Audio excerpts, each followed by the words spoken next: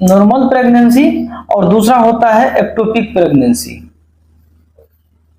Ectopic pregnancy, normal pregnancy और ectopic pregnancy में आसमान और धरती का डिफरेंट है।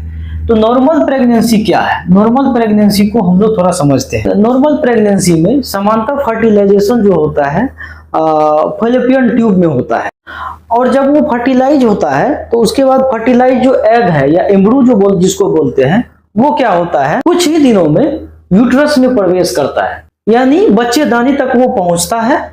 और यूट्रस की जो अंदर वाला लाइनिंग होता है जिसको इंडोमेटेरियम बोलते हैं, उसमें क्या होता है वो इम्प्लांट हो जाता है, यानी कि वो इम्प्लांट हो गया और वहां से धीरे धीरे बच्चे का विकास होना शुरू होता है। उसको बोलते हैं नॉर्मल प्रेगनेंसी।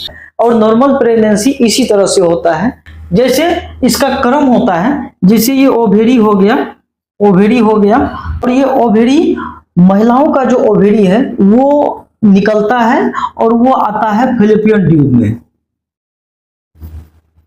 फैलोपियन ट्यूब में। और फैलोपियन ट्यूब में जैसे आएगा तो यहां क्या हो जाएगा, फर्टिलाइजेशन होगा, फर्टिलाइजेशन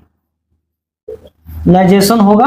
और फर्टिलाइजेशन जैसे होता है यानी फर्टिलाइज जैसे होगा तो यहां एक एम्ब्रू बनेगा, और एम्ब्रू क्या होगा, यूट्रस में जाएगा, यूट्रस में जाएगा। यूट्रस में जाकर के इसका इम्प्लांटेशन होता है, इम्प्लांटेशन होता है। और इम्प्लांटेशन हो गया तो इस कंडीशन को हम लोग बोलते हैं नॉर्मल प्रेगनेंसी। नॉर्मल प्रेगनेंसी यानी कि नॉर्मल प्रेगनेंसी ओवेरी आएगा, जैसे फर्टिलाइजेशन होता है ओवेरी और स्पर्म मिलता है, उसका जो है फर्टिलाइजेशन होता है।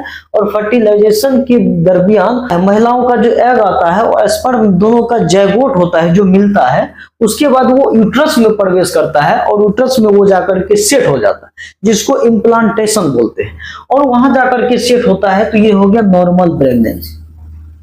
नॉर्मल प्रेगनेंसी समझ गए आप लोग। ये दूसरा होता है, ये जो दूसरा है एक्टोपिक प्रेगनेंसी।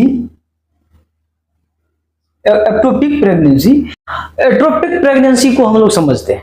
एट्रोपिक प्रेगनेंसी क्या होता है? एट्रोपिक प्रेगनेंसी जैसे मेल और फीमेल सेक्सुअल इंटरकोर्स करता है, जैसे वो फर्टिलाइजेशन होता है, जो फर्टिलाइज्ड एग है, जो फर्टिलाइजेशन हुआ और फर्टिलाइज जो एग है यानी अंडाशय, ये क्या होता है यूट्रस की वजह, यानी कि यूट्रस में नहीं जाकर के वो क्या होता है, ये जो फैलोपियन ट्यूब होता है ना, इसी में ये फर्टिलाइज हो जाता है। और